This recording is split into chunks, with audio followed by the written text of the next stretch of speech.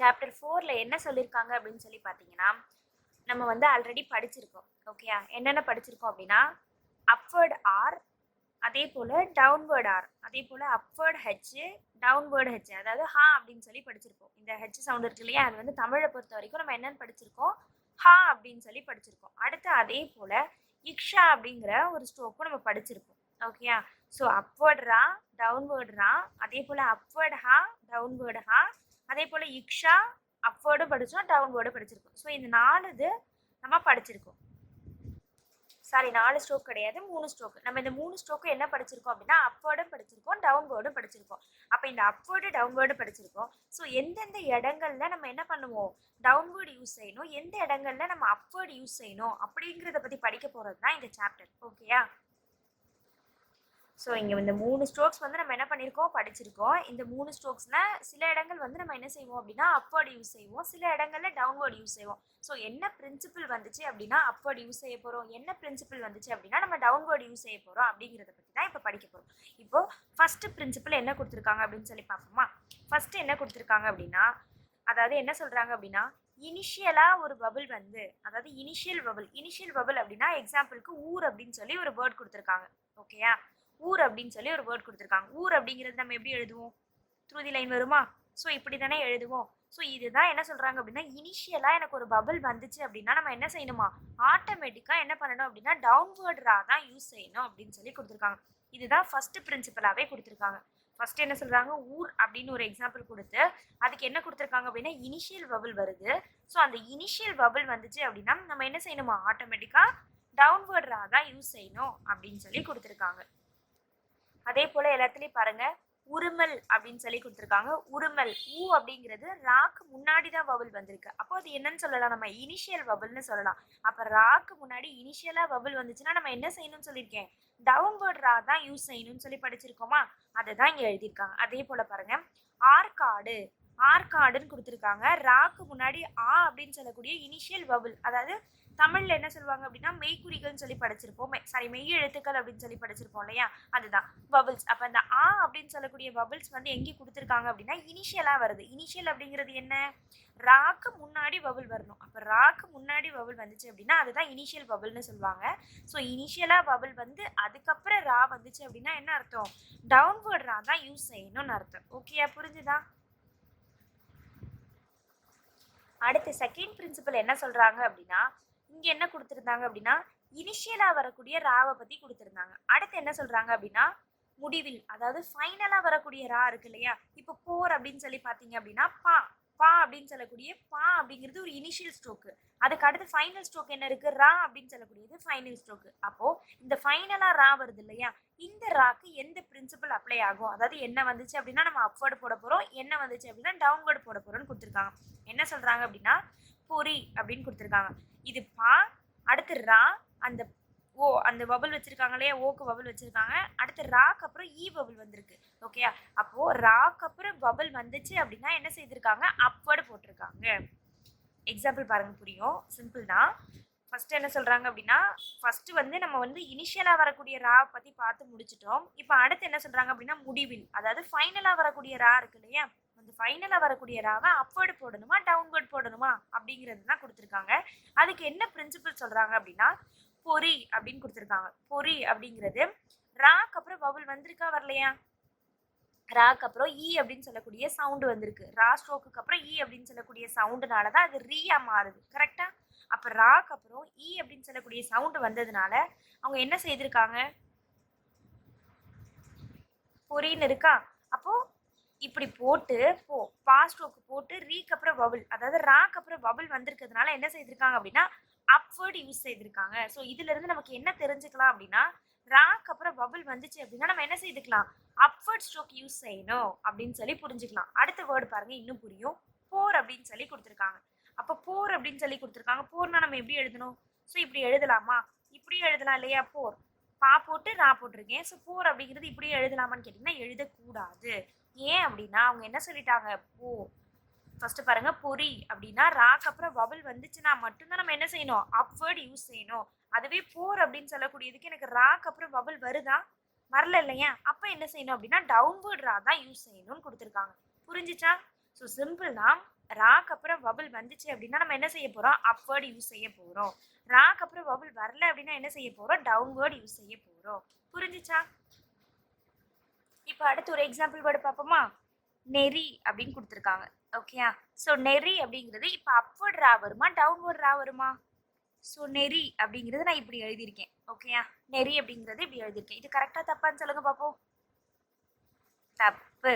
ஏன்னா நம்ம நெறி அப்படிங்கிறதுக்கு நாக்கு அப்புறம் அதாவது ரா ரா இருக்கு இல்லையா, நாக்கு அப்புறம் எனக்கு என்ன வருது? ஈ அப்படின்னு சொல்லக்கூடிய சவுண்ட் வருது. ஸோ ராக்கு அப்புறம் பபிள் வந்துச்சுன்னா நம்ம என்ன பிரின்சிபல் யூஸ் செய்வோம்? அப்வர்ட் ரா தான் யூஸ் செய்வோம். அப்போ என்ன கரெக்டாக இருக்கும்? நெறி அப்படிங்கிறதுக்கு இதுதான் கரெக்டாக இருக்கும். அப்வர்ட் ஆர் தான் கரெக்டு. புரிஞ்சுச்சா? ஸோ சிம்பிள் தான். ஃபர்ஸ்ட் என்ன சொல்கிறாங்க அப்படின்னா, இனிஷியலாக ஆர் வந்துச்சு அப்படின்னா, அதாவது பபிள் வந்து ரா வந்துச்சு அப்படின்னா நம்ம என்ன செய்யணும்? டவுன்வர்ட் ஆர் யூஸ் செய்யணும். செகண்ட் என்ன சொல்கிறாங்க அப்படின்னா, ஃபைனலாக வரக்கூடிய ரா பற்றி பேசிகிட்டு இருக்காங்க. ஃபைனலாக வரக்கூடிய ராக்கு அப்புறம் பபிள் வந்துச்சு அப்படின்னா நம்ம என்ன செய்ய போகிறோம்? அப்வர்ட் ரா யூஸ் செய்ய போகிறோம். அதுவே பபிள் வரல அப்படின்னா என்ன செய்ய போகிறோம்? டவுன்வர்ட் ரா யூஸ் செய்ய போகிறோம். புரிஞ்சுச்சா? அடுத்து இப்போ தேர்ட் பிரின்சிபல் என்ன கொடுத்துருக்காங்கன்னு பார்ப்போமா? தேர்ட் என்ன சொல்கிறாங்க அப்படின்னா, இப்போது ஒரு வேர்டு இருக்குது, அரிமா அப்படின்னு சொல்லி ஒரு வேர்டு இருக்குது. ஓகேயா? இந்த அரிமா அப்படிங்கிற வேர்டை எப்படி எழுதலான்னு பாருங்க. ஃபர்ஸ்ட் அரிமா அப்படிங்கிறது டவுன்வேர்டும் ரா யூஸ் செய்யலாம், அப்வேர்டும் ரா யூஸ் செய்யலாம்னு வச்சுக்கலாம். ஸோ அப்வேர்ட் டவுன்வேர்டு ஆர் அப்படிங்கிறது நம்ம எப்படி யூஸ் பண்ணுவோம் அப்படின்னு பார்த்தீங்கன்னா, இப்போ அரிமா அப்படிங்கிற ரெண்டுமே நான் யூஸ் பண்ணி எழுதி காட்டுறேன். ஸோ இது கன்வீனியன்ட்டாக இருக்குன்னு பார்ப்போம். அரிமா இதுவும் இப்படியும் எழுதலாம். ஆ இது ரா இது மா. கரெக்டா? அரிமா அப்படின்னா இப்படி வரும் இல்லையா? கரெக்டா? அரிமா அப்படிங்கிறது இப்படி வரும். அடுத்து டவுன்வேர்டு யூஸ் செய்வோம். அப்போ இப்படி வரும். கரெக்டா? அப்போ இப்படி எழுதலாமா அப்படின்னு சொல்லி கேட்டீங்க அப்படின்னா, நீங்க பாத்தீங்க அப்படின்னா ரா எங்க ஆரம்பிக்குது, மா எங்க ஆரம்பிக்குதுன்னு உங்களுக்கு தெரியுதா? இந்த இடத்துல தெரியல. கரெக்டா? ராக்கு அப்புறம் மா இங்க பபுள் வச்சிருக்கேன். இதை விட எனக்கு என்ன இருக்கு? இது ரொம்பவே கன்வீனியன்ட்டா இருக்கு. அப்ப இந்த தேர்ட் ரூல் என்ன சொல்றாங்க அப்படின்னா, கன்வீனியன்ட்டை பொறுத்து நம்ம எழுதிக்கலாம். ஃபர்ஸ்ட் ரெண்டு ரூலுமே கொடுத்துட்டாங்க. பட் தேர்டை பொறுத்த வரைக்கும் என்ன சொல்றாங்க அப்படின்னா, கன்வீனியன்ட்டுக்கு ஏற்ற மாதிரி மாத்தி எழுதிக்கலாம் அப்படின்னு சொல்லி கொடுத்துருக்காங்க. எக்ஸாம்பிள் பார்த்தீங்கன்னா புரியும். இப்போ பாருங்க, அரிமா அப்படிங்கிறது இங்கே கொடுத்துருக்காங்களா? ஸோ அரிமா அப்படிங்கிறது நம்மளும் எழுதினோமா? ஸோ என்ன பண்ணோம்? அப்வர்டு எழுதினோம். ஸோ அப்வர்டு எழுதும்போது நமக்கு என்ன இல்லை? ஸோ இங்கே எங்கே ஆரம்பிக்குது எங்கே முடியுதுங்கிறது அந்த அளவுக்கு விசிபிளாக இல்லை. ஆனால் இதில் பாருங்க தெளிவாக தெரியுது இல்லையா? அப்போ என்ன சொல்கிறாங்க அப்படின்னா, நம்ம கன்வீனியன்ட் அதாவது எழுதுறதுக்கு கம்ஃபர்ட்டாக இருக்கிற மாதிரி நம்ம எழுதிக்கலாம் அப்படின்னு சொல்லி கொடுத்துருக்காங்க. அடுத்து பாருங்க, உருமு அப்படின்னு சொல்லி கொடுத்துருக்காங்க. உருமு அப்படின்னு கொடுத்துருக்காங்க. அப்போ உருமு அப்படிங்கிறத எப்படி எழுதலாம்? நம்ம இந்த ஸ்ட்ரோக் போடலாம், அப்வர்ட் ஸ்ட்ரோக்கும் போடலாம். ரா மா. ஓகே, இப்படி போட்டிங்க அப்படின்னா ரா எங்க ஆரம்பிக்குது, மா எங்க ஆரம்பிக்குது, அதாவது ரா எங்க முடியுது, மா எங்க முடியுதுன்னு நமக்கு தெரியல இல்லையா? அதுவே இப்படி எழுதினீங்க அப்படின்னா நமக்கு புரியுது இல்லையா? தெளிவாக தெரியுது இல்லையா? ஸோ இதை தான் கன்வீனியன்ட் அப்படின்னு சொல்கிறாங்க. இதுதான் எழுதுறதுக்கு கம்ஃபர்ட்டாக இருக்கிறது அப்படின்னு சொல்லி சொல்கிறாங்க. ஸோ தேர்டை பொறுத்த வரைக்கும் நம்ம எழுதுறதுக்கு கம்ஃபர்ட்டாக இருக்கிறதுக்காக நம்ம டவுன்வேர்ட் அப்வர்ட் அப்படிங்கிறத மாற்றி எழுதிக்கலாம் அப்படின்னு சொல்லி கொடுத்துருக்காங்க. எல்லாமே பாருங்களேன், ஒரு மித்து அப்படின்னு கொடுத்துருக்காங்க. ஒரு மித்து அப்படின்னு கொடுத்துருக்காங்க. அப்போ ஒரு மித்து அப்படின்னா இது எப்படி தான் எழுதணும்? ஓ ரா மா து இப்படி தானே எழுதணும். ஒரு மித்து அப்படிங்கிற இங்கே ராவும் மாவும் எங்கே இங்கே முடியுது எங்கே ஆரம்பிக்குதுன்னு தெரியல இல்லையா? அதனால இதை அவாய்ட் பண்ணிட்டு இப்படி எழுதியிருக்காங்க. கரெக்டா? ஸோ இப்படி எழுதியிருக்காங்க. அதே போலதான் இதுவும். ராமு அப்படிங்கிறதும் அதே தான். ரா போட்டு மா போட்டால் நமக்கு என்ன செய்யாது? தெரியாது. ரா போட்டு இந்த ரா போட்டு மா போட்டிங்க அப்படின்னா நமக்கு என்ன செய்யாது? தெரியாது. அதுவே இது போடுங்க, ஈஸியாக நமக்கு என்ன ஆகுது? விசிபிள் ஆகுது இல்லையா? ராமு அப்படிங்கிறது ஈஸியாக நமக்கு தெரியுது. அதனால இதை இந்த அப்வர்ட் ராவை டவுன்வர்ட் ராவை யூஸ் செய்திருக்காங்க. புரிஞ்சுச்சா? புரிஞ்சிச்சு இல்லையா? அடுத்து நம்ம என்ன பண்ணிட்டோம்? தேர்ட் ரூலும் படிச்சு முடிச்சிட்டோம். அடுத்து பாருங்க, ஃபோர்த் என்ன சொல்றாங்க அப்படின்னா, இப்போ அப்வர்ட் ஸ்ட்ரோக்ஸ், அதாவது நம்ம ஸ்ட்ரோக்ஸே எத்தனை டைப் ஆஃப் ஸ்ட்ரோக்ஸ் இருக்கு? 3 டைப் ஆஃப் ஸ்ட்ரோக்ஸ் இருக்கு. ஒன்று என்ன பாருங்க, ஒன்று ஸ்ட்ரெயிட் ஸ்ட்ரோக். இது எல்லாமே ஸ்ட்ரெயிட் ஸ்ட்ரோக். கரெக்டா? டி சே ஜே இது எல்லாமே, அதாவது டா இச்சா இது எல்லாமே என்னது நமக்கு ஸ்ட்ரெயிட் ஸ்ட்ரோக்ஸ். கர்வ் ஸ்ட்ரோக்ஸ்னா என்ன? இப்படி போட்டிங்க அப்படின்னா அந்த கர்வா வருது இல்லையா? அது மாதிரி எல்லாமே என்னது? கர்வ் ஸ்ட்ரோக்ஸ்னு படிச்சிருப்போம். அடுத்து ஹரிசாண்டல் ஸ்ட்ரோக்ஸ்னா என்ன? நா மா கா இது எல்லாமே என்னது? நமக்கு ஹரிசாண்டல் ஸ்ட்ரோக்ஸ். அப்போ ஹரிசாண்டல் ஸ்ட்ரோக்ஸ் இருக்கு, கர்வ் ஸ்ட்ரோக்ஸ் இருக்கு, ஸ்ட்ரெயிட் ஸ்ட்ரோக்ஸ் இருக்கு. ஸோ இந்த 3 டைப் ஆஃப் ஸ்ட்ரோக்ஸ் தான் நம்ம கிட்ட இருக்கு. இப்போ இங்க ஃபோர்த் ரூல் என்ன சொல்றாங்க அப்படின்னா, ஒரு ஸ்ட்ரெயிட் ஸ்ட்ரோக் இருக்கு இல்லையா? அந்த ஸ்ட்ரெயிட் ஸ்ட்ரோக் அப்புறம் ரா வருது அப்படின்னா, இப்போ இதுதான் ஒரு ஸ்ட்ரெயிட் ஸ்ட்ரோக். எக்ஸாம்பிளுக்கு பிறர் அப்படின்னு சொல்லி ஒரு வேர்டு கொடுத்துருக்காங்க. பிறர். ஓகே, பிறர் அப்படின்னு சொல்லி ஒரு வார்த்தை கொடுத்துருக்காங்க. அந்த பிறர் அப்படிங்கிற வார்த்தையை பாருங்க, பா போட்டுட்டேன், அடுத்து ரா எழுதணும். கரெக்டா? அடுத்து ரா எழுதணும். அடுத்து மறுபடியும் ஒரு ரா வந்திருக்கு. அப்போ மறுபடியும் ஒரு ரா வந்திருக்கு. அதனால என்ன சொல்றாங்க அப்படின்னா ஒரு ஸ்ட்ரெயிட் ஸ்ட்ரோக். கரெக்டா? இது ஒரு ஸ்ட்ரெயிட் ஸ்ட்ரோக். இந்த ஸ்ட்ரெயிட் ஸ்ட்ரோக்கு அப்புறம் மறுபடியும் ஒரு ஸ்ட்ரெயிட் ஸ்ட்ரோக் வருது அப்படின்னா நம்ம என்ன செய்ய வேண்டாமா, டவுன்வேர்டு எழுத வேண்டாம். டவுன்வேர்டு எழுதாம அதே கையை மாத்தாம அப்படியே ஸ்ட்ரெயிட் ஸ்ட்ரோக்காவே எழுதிடலாம் அப்படின்னு சொல்றாங்க. ஓகே, அப்படியே கையை மாத்தாம அதே மோஷன்ல, அதாவது அப்வர்ட் மோஷன்லயே நம்ம என்ன செய்துக்கலாம், இன்னொரு ராவையும் போட்டுக்கலாம் அப்படின்னு சொல்றாங்க. புரிஞ்சுச்சா? எக்ஸாம்பிள் பார்த்தா புரியும். இப்போ பிறர் அப்படின்னு ஒரு வார்த்தை இருக்கு, பா போட்டுட்டேன், அடுத்து ரா போட்டிருக்கேன், மறுபடியும் ஒரு ரா வருது. ஸோ டவுன்வர்ட் போடலாமான்னு கேட்டிங்கன்னா போடக்கூடாது. ஏன் அப்படின்னா அதுக்கு தான் அவங்க பிரின்சிபல் கொடுத்துருக்காங்க. என்ன அப்படின்னா அதுக்கு ஒரு ரூல், ரா ரா அப்படின்னு சொல்லக்கூடியது எனக்கு அப்வர்டு. அப்போ அப்வர்டா ஸ்ட்ரோக்குக்கு அப்புறம் எந்த ஒரு ரா வந்தாலும் நம்ம என்ன செய்துக்கலாமா, அதே அப்வர்ட் ரா. இப்போது இந்த 4th பிரின்சிபல் வந்து நமக்கு புரிஞ்சிருச்சு இல்லையா? நெக்ஸ்ட்டு வந்து 5th பிரின்சிபல் என்ன சொல்கிறாங்க அப்படின்னு சொல்லி பார்த்தீங்கன்னா, ஃபஸ்ட்டு நம்ம இனிஷியலாக படிச்சிருந்தோம் இல்லையா, ஒரு பிரின்சிபல் என்ன படிச்சிருந்தோம், இனிஷியலாக பபிள் வந்துச்சு அப்படின்னா நம்ம என்ன செய்துக்கணும், டவுன்வேர்ட் ரா யூஸ் செய்யணும் அப்படின்னு சொல்லி படிச்சிருந்தோம். கரெக்டாக? இப்போது அதை கம்பேர் செய்து தான் இது கொடுத்துருக்காங்க. 5th பிரின்சிபல் என்ன சொல்கிறாங்க அப்படின்னா, இந்த இனிஷியலாக பபிள் வந்துச்சுன்னா நம்ம ஆர் யூஸ் செய்தோம் இல்லையா, அதை கன்சிடர் செய்ய வேண்டாம். கன்சிடர் செய்யாமலே நம்ம கம்ஃபர்ட்டாக இருக்கிறதுக்காக நம்மளோட கன்வீனியன்ட்டுக்கு ஏற்ற மாதிரி மாற்றி எழுதிக்கலாம் அப்படின்னு சொல்லி கொடுத்துருக்காங்க. அதாவது பாகாக எழுதுவதே முக்கியமாகையால், அதாவது நமக்கு கம்ஃபர்ட்டாக இருக்கிறது தான் இம்பார்ட்டன்ட். அதனால் நம்ம என்ன செய்துக்கலாமா, நம்ம கன்வீனியன்ட்டுக்கு ஏற்ற மாதிரி மாற்றிக்கலாம் அப்படின்னு சொல்லி கொடுத்துருக்காங்க. புரிஞ்சுதா?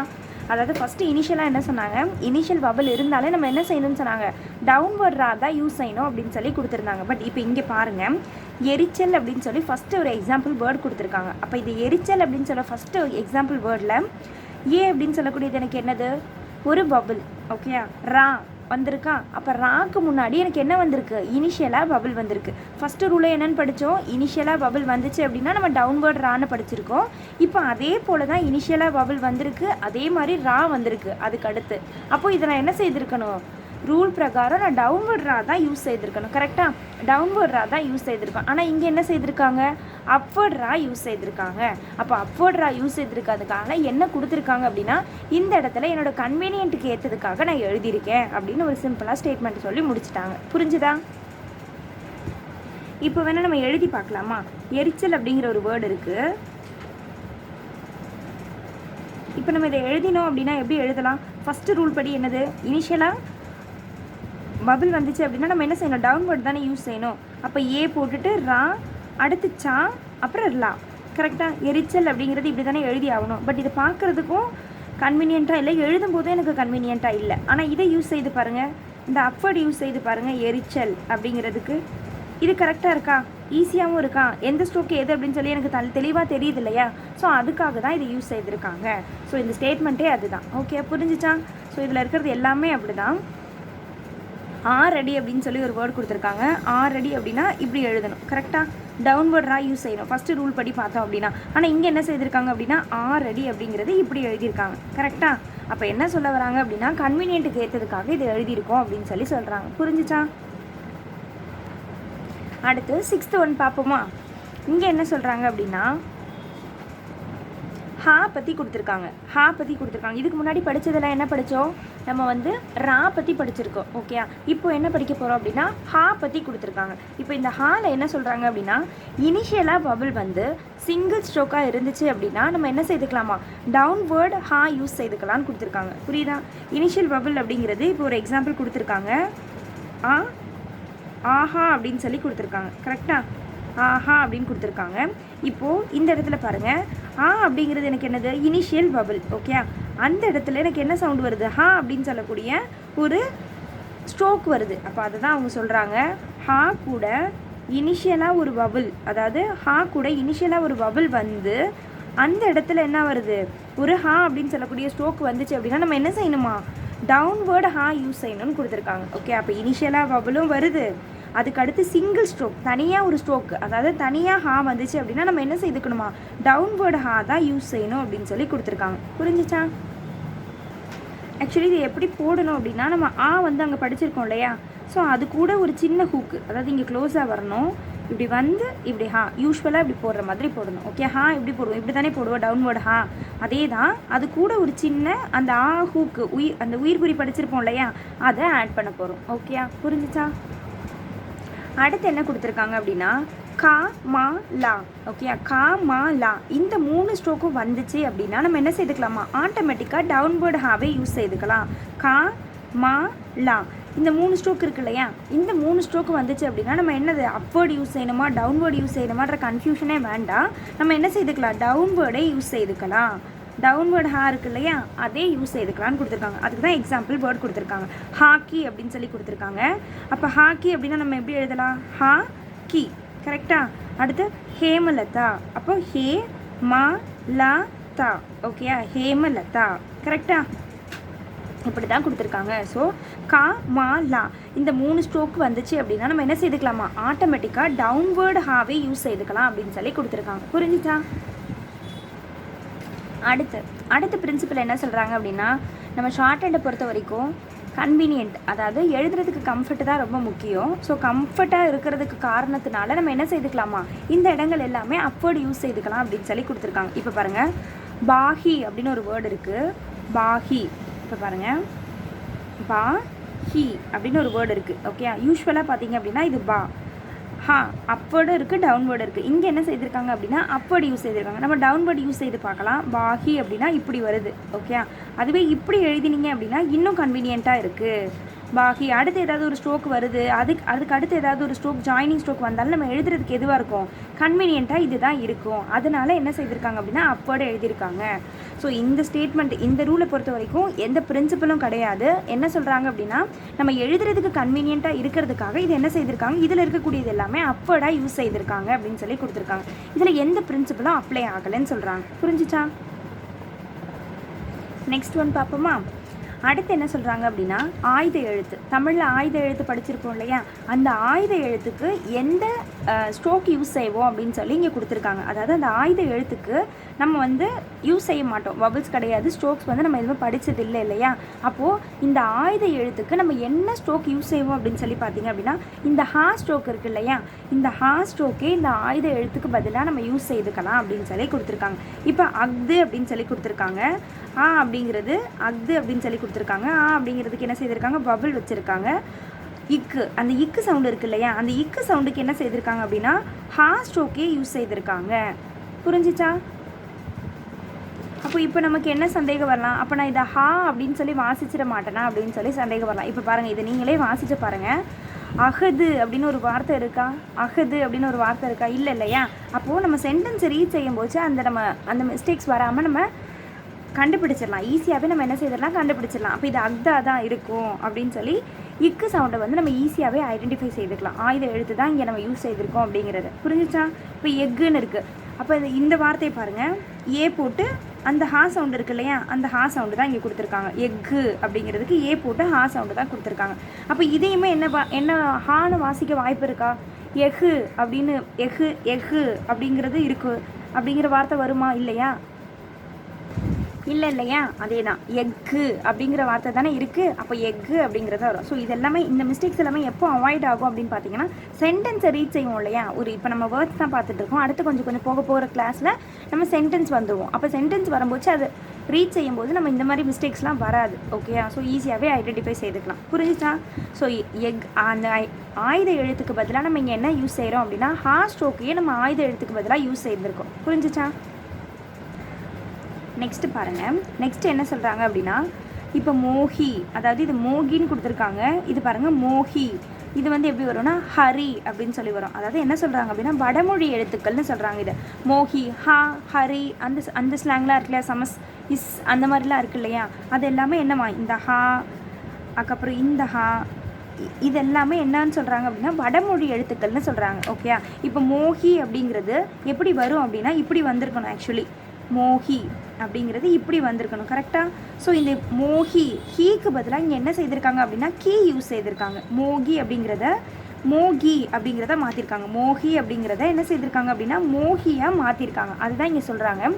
வடமொழி எழுத்துக்களுக்கு அதுக்கு பதிலாக நம்ம என்ன செய்துக்கலாம், தமிழ் எழுத்தை யூஸ் செய்துக்கலாம் அப்படின்னு சொல்லி கொடுத்துருக்காங்க. புரிஞ்சிச்சா? இப்போ பாருங்கள், இன்னொரு எக்ஸாம்பிள் சொல்லணும்னா இப்போ ஜனவரி அப்படின்னு சொல்லி எடுத்துக்கலாம்.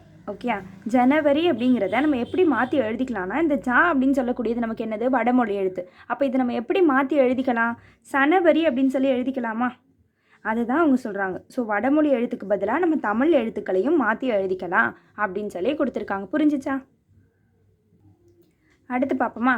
அடுத்து என்ன சொல்கிறாங்க அப்படின்னா, இப்போது இச்சா அப்படிங்கிற ஒரு ஸ்ட்ரோக் படிச்சிருக்கோம். கரெக்டாக? இட்சா அப்படிங்கிறதும் இக்ஷா அப்படிங்கிறதும் ஒரே மாதிரி இருக்குது அப்படின்னு சொல்லி சொல்கிறாங்க. அதாவது இட்சா கிடையாது, இக்ஷா அப்படிங்கிறதுக்கு நம்ம ஸ்ட்ரோக் படிச்சிருக்கோம். கரெக்டாக? இப்படி போட்டிங்க அப்படின்னா அது என்னென்னு படிச்சிருக்கோம்?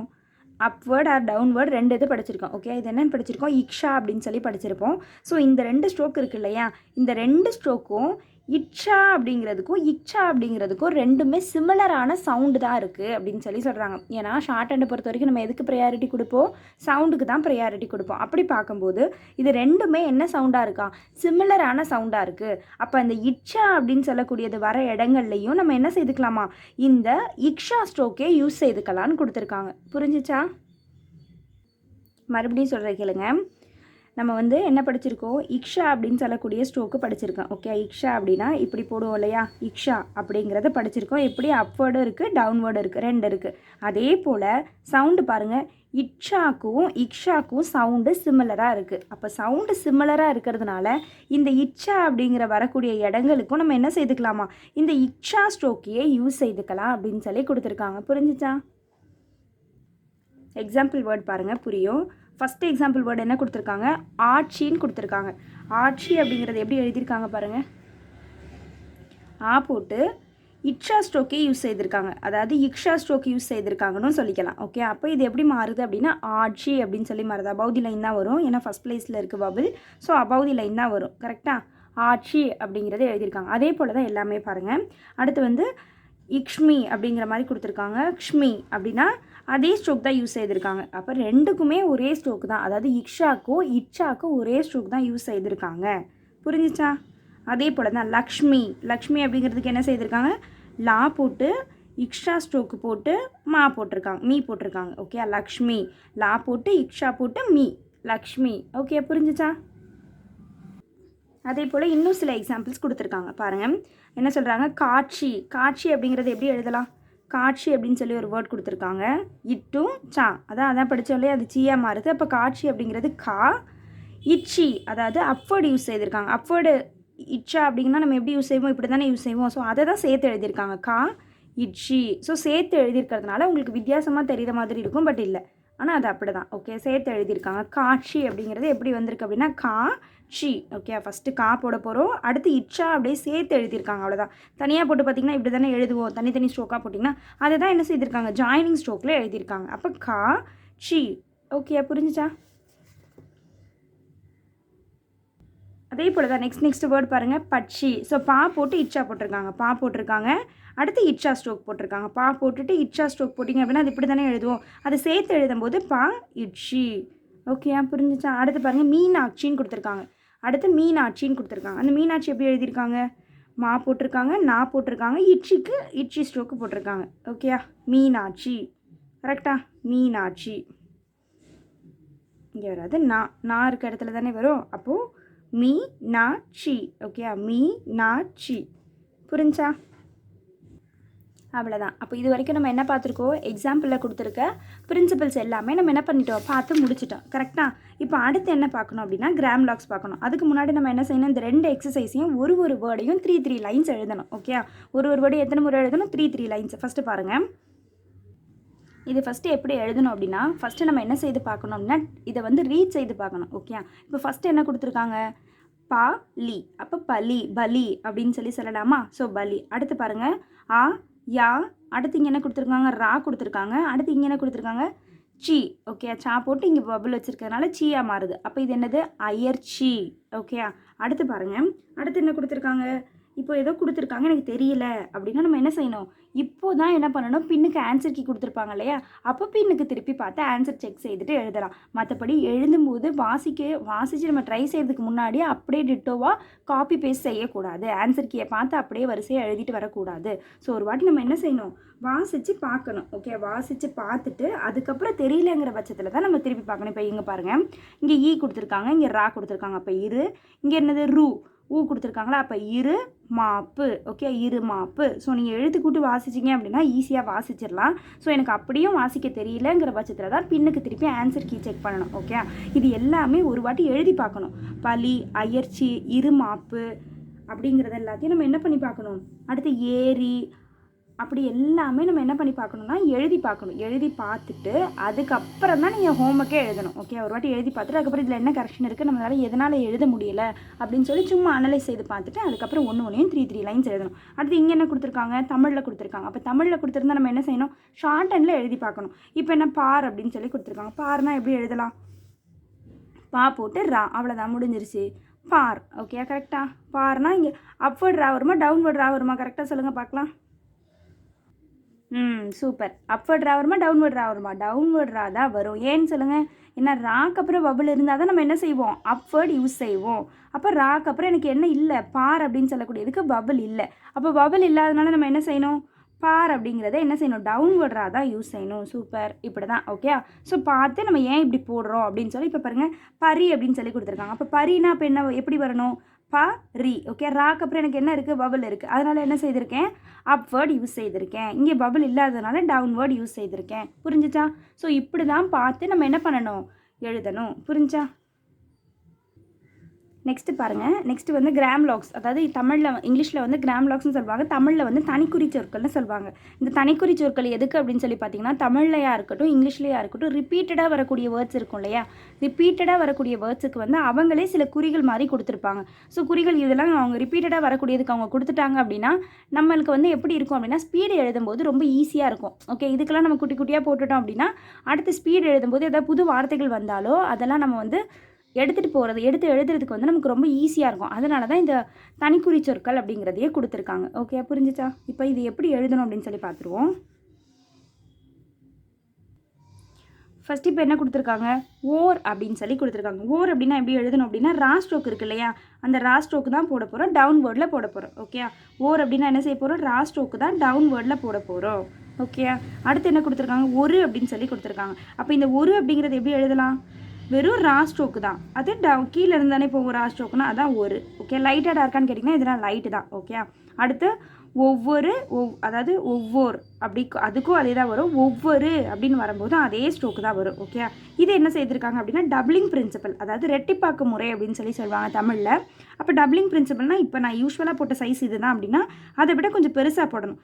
ஏன் அப்படின்னா இங்கே என்ன கொடுத்துருக்காங்க அப்படின்னா ஒவ்வொரு சரி கொடுத்துருக்காங்க. ஸோ அப்படி வரும்போது இங்கே பாருங்கள் ஒவ்வொரு அப்படின்ற போது இங்கே ஒவ்வொருக்கும் சிமிலாரிட்டி வேணும் இல்லையா, ஸோ டபுளிங் பிரின்சிபல் அப்ளை பண்ணி எழுதியிருக்காங்க. ஓகே, ஸோ அப்போ குட்டியாக போடுறத விட கொஞ்சம் பெருசாக போடணும். யூஸ்வலாக போடுற லென்த்தை விட அதே லென்த்துக்கு டபுள் ஆக்கி போடணும். ஓகே, புரிஞ்சிச்சா. அடுத்து பாருங்கள், இருக்க. ஸோ ரெண்டுமே ஒன்று தான். அப்படின்னா என்ன செஞ்சுருக்காங்க, த்ரூ தி லைன் கட் பண்ணி எழுதியிருக்காங்க. இருக்கவும் அதே ஸ்ட்ரோக்கு தான். ஸோ த்ரூ தி லைனில் கட் பண்ணி எழுதணும். ஓகே, அடுத்து பாருங்கள், அல்ல எல்லாம் இல்லை. ஸோ அல்ல அப்படின்னா ஆ சவுண்ட் வந்திருக்கு. அப்போ என்ன செய்யணும், அபவ் தி லைன் எழுதணும். அடுத்து எல்லா அப்படிங்கிறது என்ன வந்திருக்கு, ஆன் தி லைன் வந்திருக்கு. ஓகே, ஏ சவுண்டு வந்தாலும் நம்ம என்ன செய்வோம், ஆன் தி லைன். இல்லை அப்படிங்கிறது நம்ம என்ன செய்வோம், த்ரூ தி லைனில் எழுதுவோம். கரெக்டாக. ஸோ த்ரூ தி லைனில் கட் பண்ணி எழுதியிருக்காங்க. புரிஞ்சிச்சா. அடுத்து தனியாய். ஸோ ரெண்டுமே அதே தான், தனியாய். அதை எப்படி எழுதணும்னு சொல்லி பாருங்கள். தா ஸ்ட்ரோக் இருக்குது இல்லையா, அதை தான் போட போகிறீங்க. தா ஸ்ட்ரோக்கு தான் போட போகிறீங்க.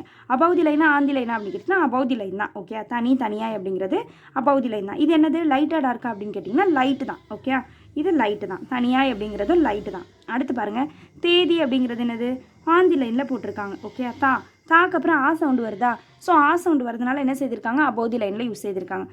தேக்கு அப்புறம் ஏ சவுண்டு வருது. அப்போ ஏ சவுண்டுனா நம்ம என்ன செய்வோம், ஆந்தி லைனில் தானே எழுதுவோம். ஸோ ஆந்தி லைனில் கொடுத்துருக்காங்க. பாருங்கள், தே அப்படின்னு சொல்லக்கூடியதை ஆந்தி லைனில் கொடுத்துருக்காங்க. ஓகே, அடுத்து தீவிரமாய். ஈ சவுண்டு வருதா, அப்போ ஈ சவுண்டு வந்துச்சுன்னா என்ன செய்வோம், நம்ம த்ரூ தி லைனில் தானே எழுதுவோம். ஸோ த்ரூ தி லைனில் கொடுத்துருக்காங்க. ஓகே, அப்படிங்கிறது த்ரூ தி லைனில் கொடுத்துருக்காங்க. ஓகே, ஸோ இது எல்லாமே லைட்டு தான். இப்போ நம்ம படித்தோம் இல்லையா, தனியாய் தேதி தீவிரமாய். ஸோ இது எல்லாமே என்னது தான், நமக்கு லைட் ஸ்ட்ரோக்கு தான். ஓகே, புரிஞ்சிச்சா. நெக்ஸ்ட்டு பாருங்கள், அது எது இது அப்படின்னு சொல்லி கொடுத்துருக்காங்க. அப்போது அது எது இது எப்படி இருக்குது, நம்ம படித்தோம் இல்லையா, தனியாய் தேதி தீவிரமாய் அதே போல் இருக்குது. அப்போ இது என்னவாக இருக்கும், கண்டிப்பாக டார்க்காக தான் இருக்கும். ஓகே, அப்போ அது எது இது.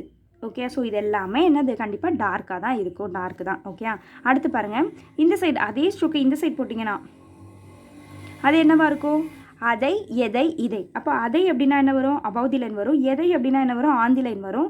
இதை அப்படின்னா என்ன வரும்? through the line வரும். ஓகே, புரிஞ்சுச்சா? ஸோ இதுதான் கிராம்லாக்ஸ். இதையும் அதே போல் இது எல்லாமே எப்படி எழுதணும் அப்படின்னா அட்லீஸ்ட் ஹாஃப் பேஜ் ஆச்சு எழுதணும். நமக்கு கிராம்லாக்ஸ் வந்து ரொம்பவே இம்பார்ட்டன்ட். ஸோ இது நல்ல மெமரைஸில் இருந்தால் தான் நம்ம என்ன பண்ண முடியும்? ஸ்பீட் எழுதுறதுக்கு நமக்கு ரொம்பவே யூஸ்ஃபுல்லாக இருக்கும். அதனால் கண்டிப்பாக இதை வந்து அட்லீஸ்ட் ஹாஃப் பேஜ் ஆச்சு எழுதணும். ஓகே, ஹாஃப் பேஜ் அப்படிங்கிறது அது ஒருத்தவங்களை பொறுத்த வரைக்கும் மாறும். ஓகே, ஸோ எனக்கு வந்து ஹாஃப் பேஜ் எழுதும்போது நல்ல மெமரைஸ் ஆகிடுச்சு அப்படின்னா நீங்கள் ஹாஃப் பேஜ் எழுதலாம். இல்லை எனக்கு மெமரைஸ் ஆகலை அப்படின்னா ஒரு பேஜ் எழுதலாம். சில ஸ்ட்ரோக்ஸ்லாம் எனக்கு வராது. இப்போ இந்த ஆறுலாம் பார்த்தீங்க அப்படின்னா எனக்கு பர்ஃபெக்டாக போட வராது. அப்போ பர்ஃபெக்டாக போட வரல அப்படின்னா நம்ம என்ன செய்துக்கலாம்? கொஞ்சம் எக்ஸ்ட்ரா பேஜ் எழுதிக்கலாம். ஓகே, ஸோ அது உங்களோட கன்வீனியன்ட்டை பொறுத்து எழுதிக்கோங்க. பட் இது கண்டிப்பாகவே நிறையா எழுதணும். ஸோ இது ஃபுல்லாகவே மெமரைஸ் பண்ணி தான் ஆகணும். ஓகே, எழுத ப்ராக்டிஸ் ஆகிடும். அடுத்து பார்ப்போம். அடுத்து என்ன கொடுத்துருக்காங்க? பேசேஜ் கொடுத்துருக்காங்க. Okay, passage. இப்போ இது வரைக்கும் நம்ம என்ன பார்த்தோம்? ஃபஸ்ட்டு வந்து குட்டி குட்டி வேர்ட்ஸ் பார்த்தோம். அடுத்து என்ன பார்த்தோம்? இப்போ சென்டென்ஸ் பார்ப்போம் இல்லையா? அந்த மாதிரி தான் குட்டி சென்டென்ஸ் தான் கொடுத்துருக்காங்க. ஃபஸ்ட்டு இதை என்ன பண்ணணும் அப்படின்னா ஃபஸ்ட்டு 3 டைம்ஸ் இதை அப்படியே பார்த்து எழுதுறீங்க. அப்படியே பார்த்து ஸ்ட்ரோக் இருக்குது இல்லையா? ஸ்ட்ரோக்கை பார்த்து அப்படியே 3 டைம்ஸ் எழுதணும். இப்போ பாருங்கள், ஹரி அது யார் அப்படின்னு சொல்லி கேட்டிருக்காங்க. ஸோ ஹரி அது யார் அப்படின்னு சொல்லி கேட்டிருக்காங்க. ஸோ இது என்ன பண்ணணும்? ரீட் செய்துகிட்டே எழுதணும். அது மாலதி யா அப்படின்னு சொல்லி கேட்டிருக்காங்க. அப்போ அது மாலதியா அப்படின்னு சொல்லி கேட்டிருக்காங்க. அடுத்து பாருங்கள், இது என்ன வார்த்தைன்னு எனக்கு தெரியல அப்படிங்கிற பட்சத்தில் நம்ம என்ன செய்யணும்? பின்னுக்கு திருப்பி ஆன்சர் கீயை செக் செய்துக்கலாம். ஸோ இதை பார்த்து அப்படியே 3 டைம்ஸ் எழுதணும். அடுத்து என்ன பண்ணணும் அப்படின்னா பின்னுக்கு ஆன்சர் கீ இருக்கும் இல்லையா? ஆன்சர் கீயில் என்ன கொடுத்துருப்பாங்க? தமிழ் சென்டென்ஸ் கொடுத்துருப்பாங்க. அப்போ அந்த தமிழ் சென்டென்ஸை பார்த்து என்ன செய்யணும் அப்படின்னா 3 டைம்ஸ் எழுதணும். ஆக மொத்தம் நம்ம எத்தனை டைம்ஸ் எழுதணும்னா 6 டைம்ஸ் எழுதணும். இந்த பேசேஜ், இந்த குட்டி பேசேஜ் இருக்கு இல்லையா? இந்த பேராகிராஃபை நம்ம எத்தனை டைம்ஸ் எழுதணும் அப்படின்னா 6 டைம்ஸ் எழுதணும். புரிஞ்சுச்சா? ஸோ ஃபஸ்ட்டு பார்த்து 3 டைம்ஸ் எழுதுறீங்க. பார்க்கும்போது எனக்கு ஏதாவது வார்த்தைகள் வந்து வாசிக்க தெரியல அப்படின்னா ஆன்சர் திரும்பி பார்த்துக்கலாம். அடுத்து என்ன போகிறோம்? இப்போயே உங்களுக்கு என்ன ஆகிடும்? ஸ்ட்ரோக் எல்லாமே மெமரைஸ் ஆகிடும். அடுத்து என்ன பண்ணுவீங்க? ஆன்சர் தமிழ் இருக்கு இல்லையா? தமிழை பார்த்து நம்ம என்ன பண்ணணும்? இந்த ஷார்ட் ஹேண்டில் டிரான்ஸ்கிரிப்ஷன் செய்யணும். தமிழை பார்த்து ஷார்ட் ஹேண்டில் டிரான்ஸ்கிரிப்ஷன் செய்யும்போது இன்னுமே நீங்கள் பெட்டராக தெளிவாகிடுவீங்க. ஓகே, அப்போ இது இந்த ஸ்ட்ரோக்குக்கு இப்படி தான் வரும். ஸோ இப்படி போட்டால் இப்படி எழுதணும் அப்படிங்கிறது உங்களுக்கு ஆட்டோமேட்டிக்காக படிக்கணும் அப்படிங்கிறத தாண்டி உங்களுக்கு ஆட்டோமேட்டிக்காகவே ரெஜிஸ்டர் ஆகிடும். புரிஞ்சுச்சா? ஓகே, அவ்வளோதான். இந்த 4th சாப்டர் வந்து நமக்கு முடிஞ்சிருச்சு. சிலர் என்கிட்ட என்ன கேட்டிங்க அப்படின்னா எக்ஸசைஸில் இருக்கிறதையும் சொல்லித்தரலாமே அப்படிங்கிற மாதிரி கேட்டிங்க. பட் இதுவே நமக்கு என்ன ஆகுது அப்படின்னா டைம் ஒரு 20 மினிட்ஸ்க்கு மேலே போகுது இல்லையா? ஸோ எக்ஸசைஸும் நம்ம நடத்தணும் அப்படின்னா இன்னும் டைம் அதிகமாக ஆகும். ஸோ உங்களுக்கு ஏதாவது வேர்டு உள்ள எக்ஸசைஸில் இது ஏன் இப்படி வந்திருக்கு, எந்த ரூல் அப்ளை ஆயிருக்குன்னு தெரியல அப்படின்னா நீங்கள் கமெண்ட் செக்ஷனில் கமெண்ட் செய்யுங்க. நான் பார்த்துட்டு உங்களுக்கு ரிப்ளை பண்ணுறேன். ஓகே, அடுத்து இன்னொன்று என்ன அப்படின்னா பென்சிலில் போட்டால் நல்லா இருக்குமே அப்படிங்கிற மாதிரி ஃபீல் செய்கிறீங்க. ஸோ பென்சிலில் போட்டிங்க அப்படின்னா தெரிய மாட்டேங்குது. ஓகே, நீங்கள் இப்போ வீடியோ பார்க்கும்போது தெரிய மாட்டேங்குது. அதனால தான் நான் பென் யூஸ் செய்கிறேன். ஓகே, இதோட இந்த சாப்டர் முடிஞ்சிருச்சு. இதையும் தாண்டி ஏதாவது வேர்ட்ஸ் எழுதும்போது கண்டிப்பாக டவுட் வரும். டவுட் வந்தால் தான் நீங்கள் படிக்கிறீங்கன்னு அர்த்தம். ஸோ டவுட் வந்துச்சு அப்படின்னா உங்களுக்கு புரியல அப்படின்னா கமெண்ட் செக்ஷனில் கமெண்ட் செய்யுங்க. ஓகே, இந்த வீடியோ பிடிச்சிருக்கு அப்படின்னா மறக்காமல் சப்ஸ்கிரைப் செய்யுங்க.